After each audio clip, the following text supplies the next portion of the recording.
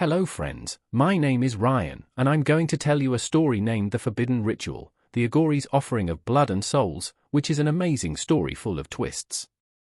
So, let's start. It was a chilly night when I found myself walking down a narrow alley in Varanasi, India. The night was thick with a mist that clung to the air, and the sounds of the city seemed distant, almost like they were coming from another world. But it was the story of the Aghori that brought me here, the most feared and revered practitioners of dark rituals, who, to this day, remain an enigma to the world. And this was a story that few dared to speak of, a tale so dark that only the bravest souls would venture into the depths of it. I had heard whispers of a ritual, a forbidden one, that the Aghori had kept hidden for centuries. It was said to grant unimaginable power, but at a terrible cost. Some claimed the ritual could summon spirits from the beyond, while others believed it could bring forth death itself. No one truly knew the truth, because those who attempted it were never seen again. As I sat down with the old man in the corner of a small, dimly lit tea shop, the air seemed to grow heavier with every passing second. His eyes were sharp, like the edge of a blade, and his voice was a low whisper as he spoke of the Aghori's dark rites. "Listen carefully, my friend," he began, his voice barely audible over the hum of the night. "This is not a story for the faint of heart. It is the tale of a man, a young man, much like yourself, who sought to uncover the secrets of the Aghori. But what he discovered, well, it changed him forever." The man paused, his eyes darting to the shadows, as if to make sure no one was eavesdropping. He leaned in closer and continued. The story begins with a boy named Karan, a young man from a nearby village. He had heard stories of the Aghori since he was a child, tales of their power and their ability to commune with the dead. Fascinated by these stories, Karan decided that he would seek out the Aghori and learn their secrets. He was determined to uncover what lay beyond the veil of life and death. The old man's voice grew more somber, and I could feel the weight of the words he spoke settling in the pit of my stomach. One day, Karan ventured into the deep, mist-covered forests where the Aghori were said to dwell. The path was treacherous, and the air grew colder with each step he took. But Karan, driven by curiosity and ambition, pressed on. He had no idea that what he was about to encounter would change him forever.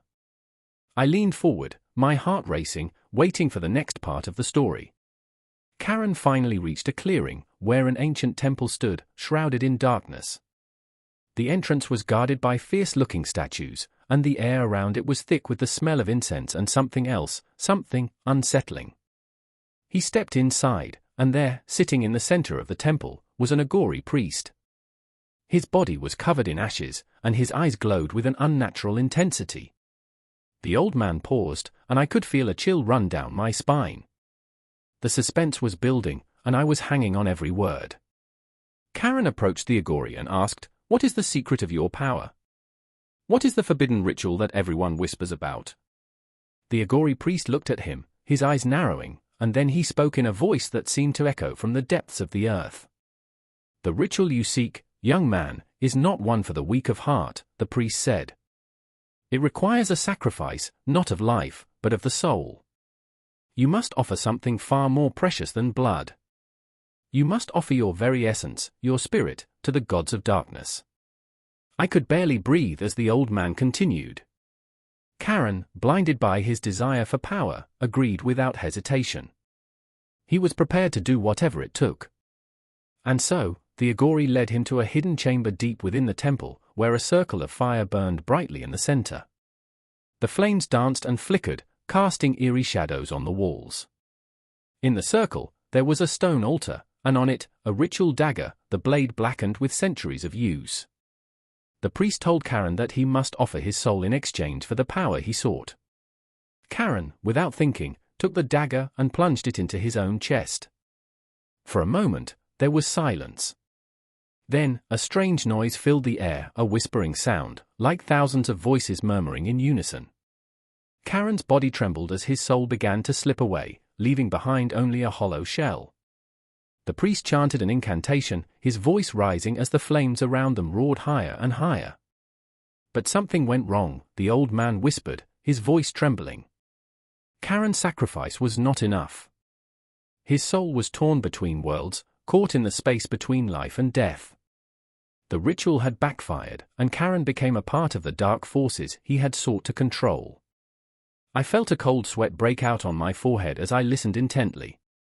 The Aghori, realizing their mistake, tried to stop the ritual, but it was too late. Karen's body, now a vessel for the spirits of the underworld, was no longer human. His eyes burned with an unnatural fire, and his once innocent face twisted into something monstrous. The old man paused for a moment, his gaze far away, as though he was seeing something none of us could see. Then he continued. The Aghori fled the temple, leaving Karen behind to roam the earth as a creature of the night, a being neither alive nor dead. And to this day, Karen's spirit is said to wander, seeking out others who dare to uncover the forbidden secrets of the Aghori. Those who are foolish enough to attempt the ritual never return, their souls lost forever to the darkness. I sat there, stunned, as the old man finished the story. His words hung in the air like a thick fog, and for a moment, I couldn't tell if the story was just a tale or if something more sinister had been set into motion. As I stood up to leave, the old man looked at me one last time and said, "Remember, my friend, some secrets are better left buried. If you ever come across the Aghori again, be careful. There are forces at play that no one can understand." And with that, I walked into the night, the chill of the air wrapping around me like a cold embrace. I couldn't shake the feeling that I wasn't alone, that something was watching me from the shadows. Before I left, the old man's voice echoed in my mind, "If you want to hear more tales, subscribe to my channel. You'll never know what horrors you might uncover next." And just like that, the night seemed to grow darker,